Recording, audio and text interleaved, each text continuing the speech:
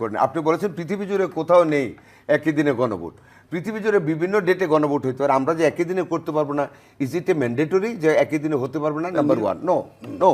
Number two, এই গণভোটে জনগণের participation is a must, because এটা জুলাই আকাঙ্ক্ষা, এই গণভোটের সংস্কার, এই জুলাই সনদ।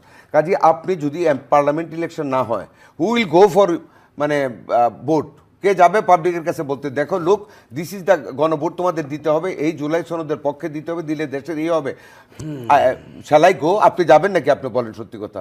গণভোটে মানুষের ভোট আদায় করার জন্য দ্য পার্সেন্ট, অতীত আমরা গণভোট দেখেছি, the casting votes was very poor, এবং এই ক্ষেত্রে তাই হবে। নাম্বার ওয়ান, অতীতে 3 to 4% ভোটার কাস্ট হয়। নাম্বার ওয়ান, আচ্ছা, 3 to 4 আমি ওইটা আমি আমার এত আগের কথা খেয়াল নেই, যাই হোক 58 হয়েছে, আরও হয়েছে। নাম্বার টু, আমার দেশের একটা বিশাল একটা গরিব দেশ, আমরা একটা অর্থনীতি একটা বিরাট ব্যাপার, আর্থিক সংগতিটা, সেটাও আপনি এত দরকারটা কি আপনার? আপনি লিগ্যাল সাইডটা কি?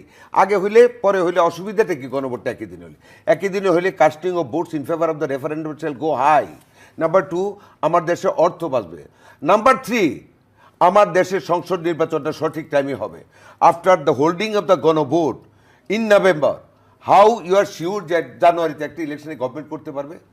কিভাবে ম্যানেজ করবে ইলেকশনটাকে? এটা একটা conspiracy to create a conflict, to stagger the election. BNP ক্ষমতা যাবে এই হিংসার অনলে জ্বলতে জ্বলতে, এই দেশে গণতন্ত্রকে নস্যাৎ করার জন্য কিছু সংখ্যক এজেন্ট, কিছু সংখ্যক রাজনৈতিক দল ওই লাইক 1947 এন্ড 1971 নির্বাচনকে পিছিয়ে দেশে গণতন্ত্রকে ধ্বংস করতে চায়, গণতান্ত্রিক অগ্রযাত্রাকে ব্যাহত করতে চায়। এটা কোনো ক্রমে হতে পারে না। আরেকটা বলেছেন, আমরা উচ্চ কক্ষের কথা বলেছি, গঠনতন্ত্রে ঢুকে নি কেন? রাজ্জাক কি ভাই, why you come to the point of the গঠনতন্ত্র? আমরা বলেছি না, it is a proposal of reforms in 31 দফাতে, এবং we are committed to do that. It will be আমাদের নির্বাচনী ম্যানিফেস্টোর অংশ হয়ে যাবে এটা, and we are committed to the people of the country, যে আমরা ক্ষমতায় গেলেই 31 দফার যা যা বলেছি উই মাস্ট ডু ইট। এটা তো গঠনতন্ত্রের চাইতেও বেশি, যে আমাদের ভারপ্রাপ্ত চেয়ারম্যান কমিট করেছেন ন্যাশনালি, এবং আমরা এখনও কিন্তু গ্রামে গঞ্জে এটা ট্রেনিং দেওয়া হচ্ছে, মানুষকে সচেতনতা বৃদ্ধি করতেছি, যে 31 দফাটা আমরা বাস্তবায়িত করবো জনস্বার্থে, দেশের স্বার্থে, আইনের স্বার্থে, গণতন্ত্রের স্বার্থে, জাস্টিসের স্বার্থে আমরা এগুলি করব। 70 দফা উঠাই দেবো, বিরোধী দলকে ইজ্জত করা হবে, একটা very good relationship in between the treasury branch and the opposition branch create করা হবে। এগুলি গঠনতন্ত্রে আসতে হবে না তো? This are the commitment, our commitment has got moral values.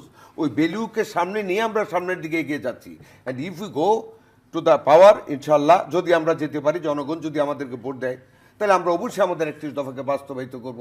অবশ্যই আমাদের গঠনতন্ত্রের ভিতরে প্রধানমন্ত্রী 2 বারের বেশি পরপর থাকতে পারবেন না। অবশ্যই আমরা 70 ক্লজের কথা আমরা পরবর্তীতে সাবসিকুয়েন্টলি ঢোকাবো। যেমন আপনার মানে ব্যাক ভ্যালু ডেট, ক্ষমতায় যাওয়ার পরে there is a term back value date. I was a banker. আমরা যদি ভুলে একটা মানে কোনো কিছু ভাউচার না sorry, we can pass the voucher with back value date. এই ব্যাক ভ্যালু ডেট আমরা গঠনতন্ত্রে ঢুকাবো, যে আমরা এটা করেছি, now it is incorporated in the গঠনতন্ত্র। এটা এমন কিছু না যে আমরা এক্ষুনি ঢুকা। এখন তো আমার কনফারেন্স করে গঠনতন্ত্র সংশোধন করার টাইম না, এখন there is an election ahead. আমাদের রাজনৈতিক অনেক কিছু হচ্ছে, রিফর্মস হচ্ছে, we are busy, our chairperson is busy. কাজে এখন গঠনতন্ত্র নিয়ে যদি প্রশ্ন করেন, আমি মনে করি আপনারা sensible person of the nation, আমরা তো পলিটিক্যাল লোক, আমরা অ্যাবিউজ, আমরা কখনো সমাদৃত, কখনো নিন্দিত। আপনারা তো আমি শুধু রিকোয়েস্ট করবো, please save the country from the conflict. আমি সেভ দ্য কান্ট্রি কথাই বলছি, save the country from the aggressiveness, save the country, save the sentiment of 71 and July Biplab.